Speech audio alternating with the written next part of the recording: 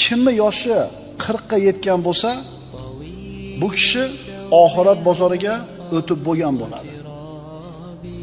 40 yoshga to'ldingizmi? Aqlingiz to'ldi, jismingiz to'ldi, ruhiyatingiz to'ldi. Siz komil inson bo'ldingiz. 40 ga kirgach o'zida shunaqa gap bor ekanda. Haligi pel atvorlar bo'ladi-yu, inji, qaysar, baxil, sergap, shunaqa yomon pellar. 40 ga kirguncha shu odamni tuzalishi umid qilinadi. 40 dan keyin ham shunday bo'lsa, bu endi o'zini guli deyiladi.